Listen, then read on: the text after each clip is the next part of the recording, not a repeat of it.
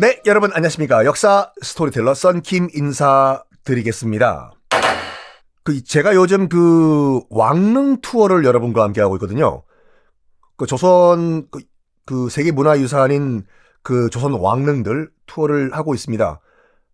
이거는 국릉 유적본부라고 해서 문화재청 사이트에 들어가면 여러분 신청하실 수가 있거든요.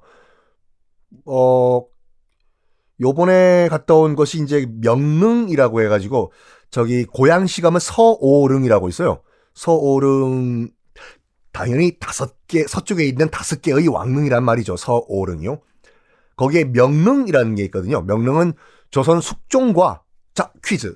숙종의 부인, 왕비는 이분 안 계셨으면 드라마 작가분들, 방송 작가분들 다 폭망일걸요. 너무나 많은 드라마 소재를 만들어주신 인현왕후. 솔직히 말해가지고 숙종은 부인이 다 드라마 주인공이에요. 첫 번째 왕비는 인경왕후라고 해서 일찍 돌아가십니다. 두 번째 왕비가 인현왕후, 세 번째 왕비는 인원왕후예요. 그리고 숙종의 왕비였다가 쫓겨나서 원래는 궁녀로 출발해가지고 후궁이 됐다가 왕비까지 됐다가 질투에 의해서 다시 쫓겨난 비운의 여인. 맞습니다. 장희빈이요. 제가 지금 몇 명 얘기했죠? 인경왕후, 인현왕후, 인원왕후, 장희빈. 4명이죠. 이 4명의 묘와 능이 싹 다 자기의 한때 남편이었던 숙종 옆에 싹 다 묻혀있어요. 원래는요, 후궁 같은 경우에는 죽으면 절대로 왕릉 근처에 못 묻혀요.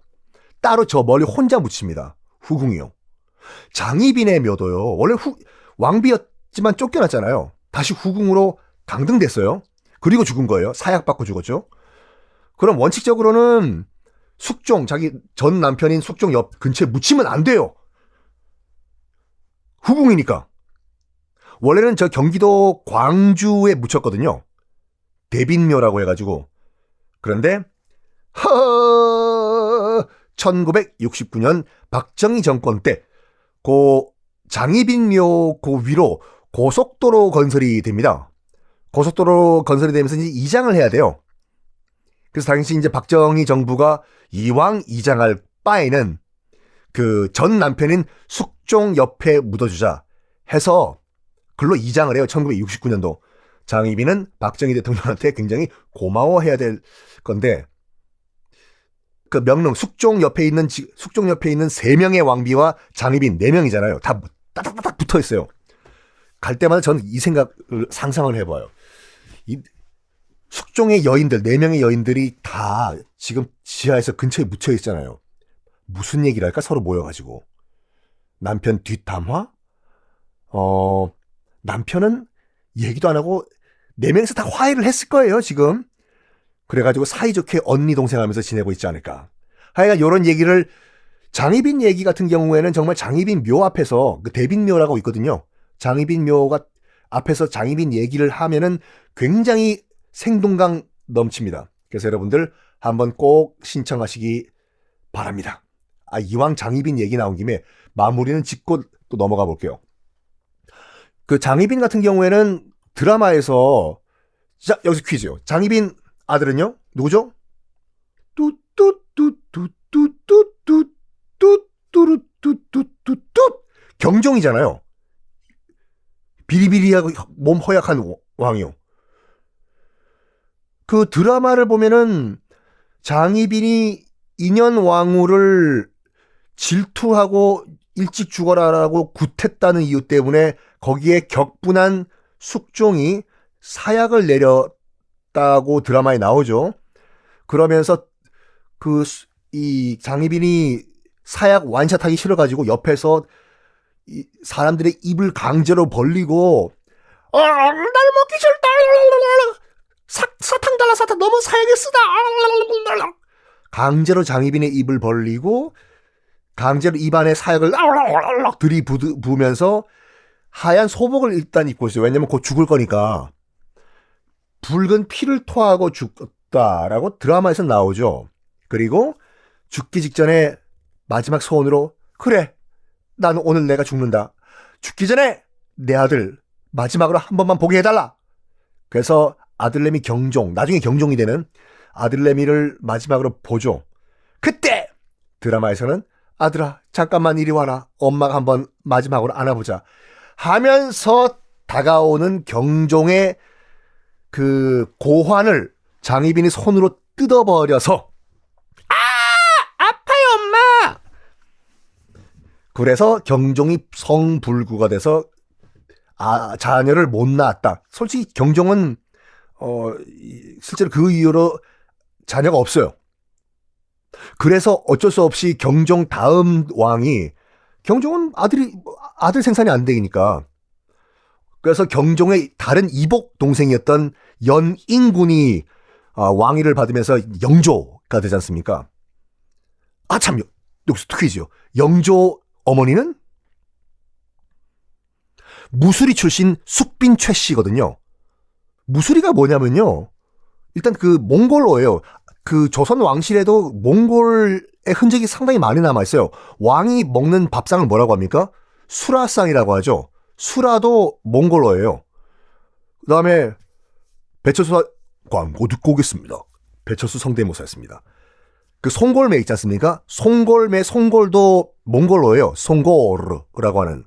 무수리도 몽골어거든요. 몽골어로 소녀라는 말인데, 무수리는 뭐 하는 친구냐면 궁녀들 있지 않습니까? 궁녀의 하녀예요. 그러니까 완전 졸 중에 졸이에요. 궁녀도 졸인데 그 궁녀들 세수할 물 떠주고 궁녀들 청소해주고, 그 무수리예요. 영조의 엄마는 이 무수리 출신이었어요. 숙종이 하룻밤 사랑을 나눠서 태어난 거예요. 영조가 살아생전 굉장히 큰 콤플렉스가 이거였잖아요. 엄마가 궁녀들 물 떠주는 무수리 출신이었다고. 하여간 이게 궁 투어 갈 때 여기도 갈 거거든요. 제가 말씀드렸던 그 숙종의 묘 서오릉 북쪽으로 조금만 올라가면 소령원이라고 숙빈 최 씨의 묘가 또 있습니다. 엄청나게 화려하게 됐어요. 웬만한 왕릉보다 엄청난 규모와 스케일을 자랑합니다. 누가 그렇게 만들었겠습니까? 당연히 아들내미 영조가 만들었죠. 그 컴플렉스 때문에. 우리 엄마 능만큼은 정말 최고의 무덤으로 만들겠다. 그거요. 자랑이 아니라 그 소령원은 민간인 출입 금지예요. 아무나 못 들어가요. 근데 저와 함께 하면은 들어가실 수가 있습니다. 왜? 문화재청 허락을 받고 가기 때문에. 자, 여러분 혹시 그 서울 사시는 분들은 선릉 많이 가세요, 여러분? 지하철 선릉역이 있는 도심에 그런 조용한 숲이 있다는 거 깜짝 놀라실걸요? 그 선릉은 누구의 묘요? 그 선릉 주변에 다 그거지 않습니까? 비즈니스 뭐 증권 펀드 막 이렇게, 물론 술집도 많고 한데, 자기 옆에 있는 선릉이 누구 능인지도 모르고 거기서 사시는 분도 많은데, 성종의 능이죠. 일단은 시신은 없습니다. 그 안에 임진왜란 때 확 그냥 일본군이 도구를 했어요. 그래서 일단 빈 능이에요. 앞으로 여러분 선릉이든지 아니면 명릉, 서울릉이든지 조선 왕릉을 가실 때 능을 볼 수 있는 방법을 하나 말씀드릴게요. 어떻게 보시는지. 그냥 이걸 모르고 가시면 무덤이다! 무서웠다! 귀신 나온다! 라고 그냥 오시는데, 자, 보세요. 일단은 어떤 왕릉이든지 들어가실 때는 홍살문이라고 뾰족뾰족 나와 있는 그 나무로 된, 신사 들어갈 때 있는 그 나무로 된 문 같은 게 있어요. 홍살문이 붉은색 화살이란 뜻이거든요. 그걸 통과하면은 귀신 잡기가 떨어진다고요. 그래서 홍살문을 통과하는 순간부터 왕릉이 시작이 돼요. 그리고 그 왕릉까지 가는데 돌로 된 길이 두 가지가 있습니다. 하나는 어로, 보통 오른쪽에 있어요. 왼쪽은 향로, 두 개의 길이 있어요. 향로가 조금 더 높아요. 뭐냐? 어로는 왕이 가는, 즉 살아있는 지금 왕이 걸어가는 길이에요. 향로는 향냄새 맡고 가는 거기 때문에 무덤 주인공, 죽은 전임 왕이 귀신이 가는 길이에요. 절대로 여러분들 그 향로로 걸으시면 안 돼요. 거긴 귀신이 걷는 길이에요. 이런 말 들으니까 무섭죠, 여러분들. 오른쪽 어로를 따라서 쭉 올라가시면은 이제 정자각이라고 나무로 된 건물이 나옵니다. 왜 정자각이냐면요. 위에서 보면 고물의 정자 같이 보인다고 해서 정자각이거든요. 자, 여기서 제사를 지내요. 쭉 직진해서 갔죠? 그러면 오른쪽으로 꺾어서 정자각을, 그러니까 동쪽으로 들어갑니다. 반드시 여러분들 그 정자각 위로 올라갈 때는 동입서출이라고 해요. 동쪽으로 들어가서 서쪽으로 나간다. 그러니까 오른쪽으로 들어가서 왼쪽으로 나가는 거예요. 오른쪽으로 들어갈 때도 계단이 두 개입니다.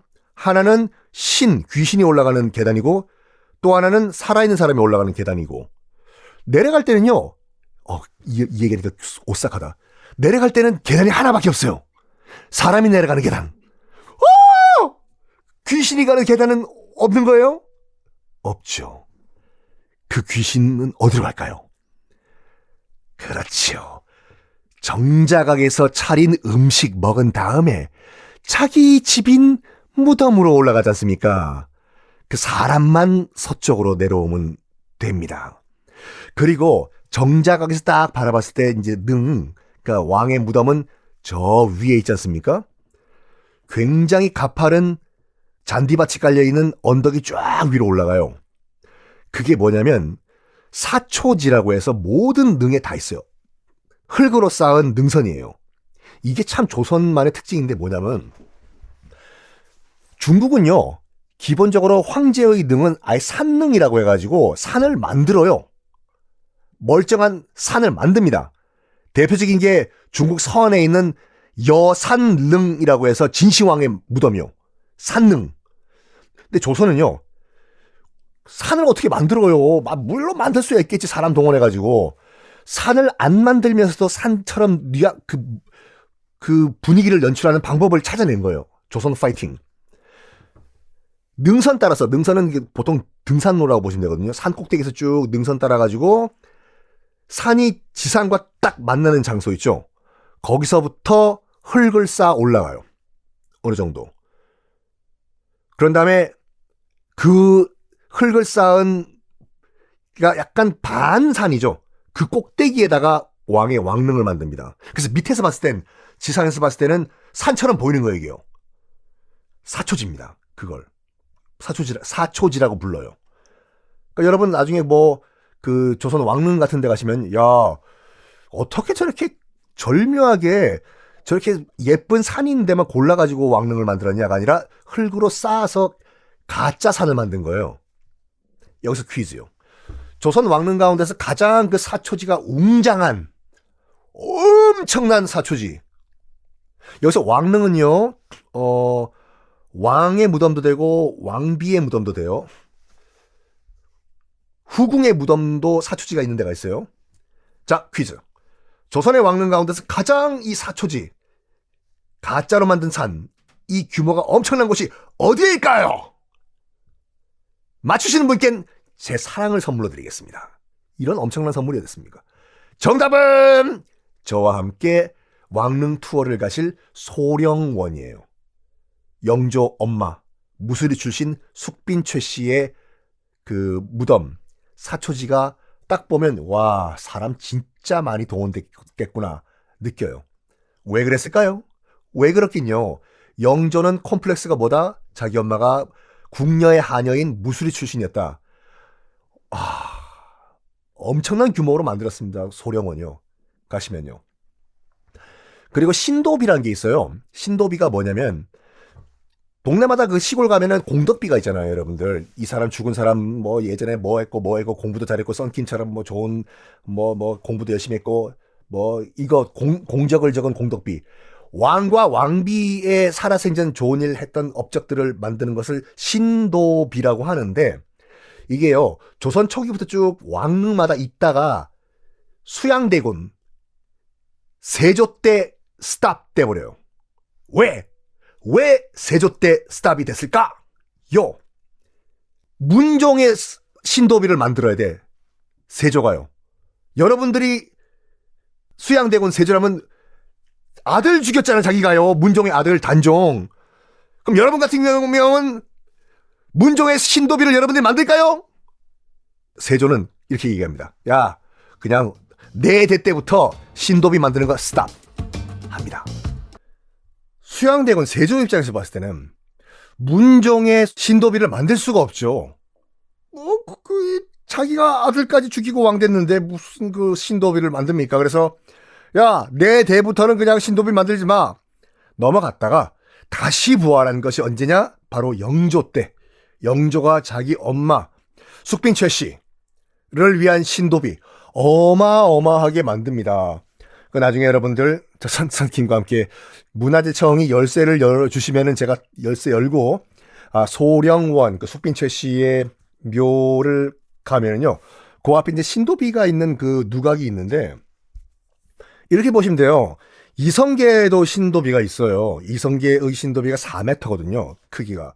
숙빈 최씨의 신도비는 5m예요. 훨씬 커요. 그리고 그 상징성이 어마무시한 게 뭐냐면 일단 몸통은 거북이고 머리는 용. 이 밑에 이제 돌로 장식이 돼 있고 그 위에 비석이 올라가 있거든요. 용 머리에 왕자가 새겨져 있어요. 그만큼 자기 왕으로서의 정통성에 대해서 뭔가 부족한 게 있었던 거죠, 솔직히요. 그리고 또 앞에 용 머리, 입은 여의주를 물고 있습니다. 그렇죠. 뭐 용이 여의주가 없으면 이무기잖아요. 그래서 엄청난 규모의 그 신도비. 이게요, 그 숙빈 최씨의 능인 그 소령원에 들어가는 것도 허가를 받고, 특히 이 신도비 같은 경우에는 진짜로 열쇠를 받아야 돼요, 우리가. 열쇠를 제가 따고 여러분을 모시겠습니다. 자, 지난 시간에 강홍립 장군이 자결을 하려고 하자 후금이 사신을 보냈죠. 강홍립 장군도 뭐라고? 후금 진영에서 사신을 보냈다고? 무슨 말을 하는지 드러나 보고 죽자. 네, 장군! 그러니까 후금 측에서도 그렇게 얘기한 거죠. 굳이 왜 죽냐 해. 우리 후금은 조선과 적이 아니다 해. 그랬더니 강홍립도 가만히 보니까 왜 우리가 여기 와가지고 죽을 필요가 없잖아요. 그래서 그 후금 사신에게 이렇게 얘기합니다. 사실 뭐 우리도 조선도 명나라의 압박 때문에 어쩔 수 없이 여기 나온 것이오. 뭐 우리 조선군의 안전만 보장을 해준다면 우리 조선도 후금과 적이 될 필요는 없으니까 항복하겠소. 그래가지고 항복을 합니다. 강홍립 장군이 조선군을 이끌고 후금에 투항을 해요. 이 소식이 조선 조정에 알려졌어요. 어떻게 됐을까요? 싸우다가 죽은 김응서 장군의 가족들에게는 엄청난 포상이 내려집니다. 나라를 위해서 싸우다가 돌아가셨다고. 그런 반면에 투항한 강홍립은 역적입니다. 처벌하십시오. 전하! 난리가 나요. 광해는 답답한 거죠, 이게요. 그래서 이런 말을 해요. 내 말 잘 들어라. 내가 이 전쟁이 이렇게 될 줄 알았다. 너희들은 후금과 싸워서 이길 거라고 우리가 이길 거라고 그렇게 생각했냐? 나는 아니라고 생각했어. 강홍립은 객관적 판단을 한 것이다. 거기 가서 삐 죽음을 당할 필요가 없지 않느냐? 어찌 이리 객관적으로 일을 못 보는가? 해요. 여기까지는 광해군 파이팅이에요. 정말 객관적으로 일을 보고 있는 거죠. 돌아가는 걸요. 이때 후금이 조선에 사신을 보냅니다. 왜냐면요. 지금 후금의 목표는 어디예요? 조선이 아니라니까요. 후금, 이 만주족의 목표는 명나라 박살내는 거예요, 지금요. 그래가지고 굳이 조선과 적을 할 필요가 없어요. 그래가지고 일단 조선을 달래놓은 다음에 토닥 조선을 달래놓은 다음에 그러니까 뒤를 정리해놓은 다음에 그때 명나라를 치겠다. 이렇게 본 거예요. 그래가지고 조선에 사신을 보냅니다. 이렇게 조선에 후금 사신이 오니까 이 명나라 파이팅, 나 명나라 없이는 못 살아 하는 이 사대주의자들이 강력하게 반발을 합니다. 특히 누가 반발을 했냐? 투투첨, 이이첨. 맞습니다. 인목대비 날려버리는데 앞장섰던 그 이이첨. 이 강력하게 반발합니다. 사신 죽여버리라고. 왜? 왜 그럴까요?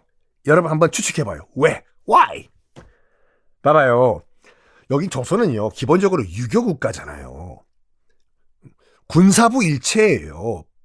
부모에게 효도하고 나라님께 충성하고 이게 넘버원이거든요. 그런데 엄마를 끌어내렸잖아 지금. 물론 친엄마는 아니지만. 그러면 뭐 성균관 등등등 유학계에서 젊은 정말 FM 원칙주의자들 유학자들 이첨을 어떻게 받겠습니까? 바보가 아니잖아요. 어머니를 끌어내린 페리우나, 그 페리우나를 뒤에서 조종한 이첨, 이미지가 완전 안 좋겠죠. 그래가지고 이첨은 이 기회를 활용한 겁니다. 명나라 만세, 이 기회에 내가 딸랑딸랑하자. 뭔 소리냐? 이 젊은 학자들아, 머리에 피도 안 마는 거지? 너희들은 나의 큰 그림을 모른다. 내가 지금 앞장서가지고 명나라 만세 부르겠다. 내 모습을 봐라. 이래도 내가 유학자가 아니야? 전하, 저 신 이첨이 아래입니다. 지금 당장 저 여진족 만주족 사신 목을 치십시오. 전하. 여기에 광해는 어떤 반응을 보였을까요? 다음 시간에 공개하겠습니다.